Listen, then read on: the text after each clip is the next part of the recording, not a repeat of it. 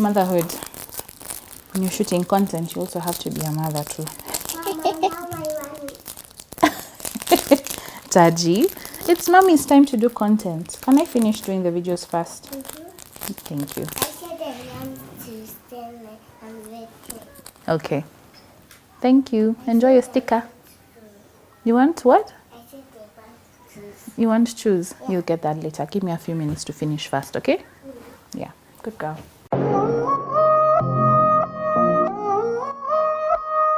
Hi guys, welcome back to my channel. This is Just a Mom with Karimi Kagwe, and I'm so glad you're here.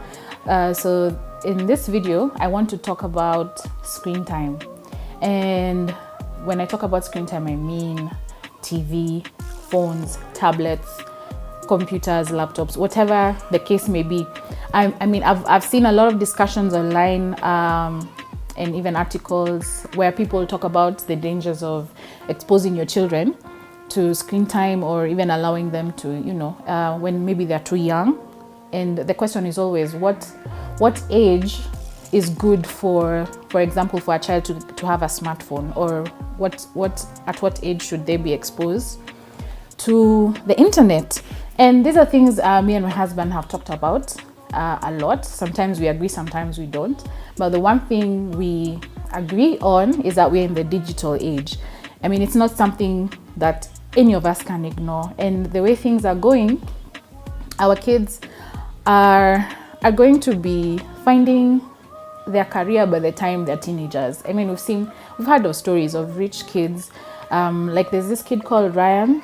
He runs this channel called Ryan's Toy Review, and it's run by his parents and him. And I think how old is he? 7?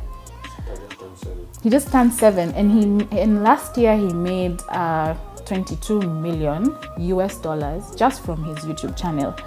So if you think about a child like that, who is a vlogger or who is doing content online, will he really need to be employed? If he and his family are making $22 million a year, that's not a child who will need to do a 9-to-5 job. This is not a child who can choose whether or not to go to college.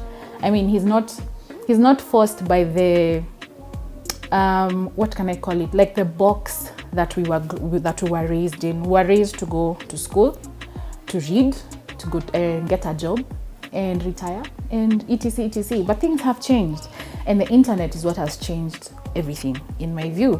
So in that line of thought, we decided the best thing in terms of screen time is not to deny it completely, but to manage her watching, and to manage what she watches, and expose her to the things that we feel are going to equip her to survive in this new digital age. So what that means is, like, we found that YouTube has an app called YouTube Kids that specifically has content for Taji. Give me a minute. That specifically has content just for children. I mean, they've sifted through the videos on the whole YouTube platform and have created just the YouTube Kids app.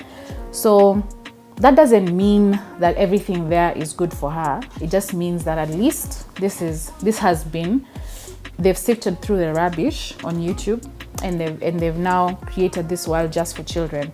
So even when we give her the phone to watch the videos, I'll sit with her. I'll make sure I sit right next to her to see what she's watching. If I see anything that comes up, the way sometimes YouTube does autoplay, if I see something that comes up that I feel is not according to our values, I block it. And that's how we manage her screen time. And in the coming videos, I'm going to share with you the videos that we feel have been helpful to her in her development, and even teaching her things that she will continue to learn in school. And yes, so for us, our family, screen time, yes. Internet, yes. Will she get a smartphone? We're still discussing that, because having a smartphone is a tricky area. I mean, of course, there's that concern that your child is going to be exposed to things beyond your control. But there are a lot of, what is this called? There's the Google, what is that app called? Google Family app, Family Link.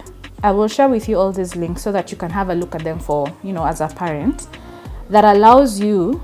Yeah, it's called Family Link, and it's an app that's been created by Google that helps you to manage everything that your child watches. It keeps a history, even has even if they have an email address, you have complete control over it, and you're able to completely monitor everything that your child does. So, not to say that we bought us a phone yet, but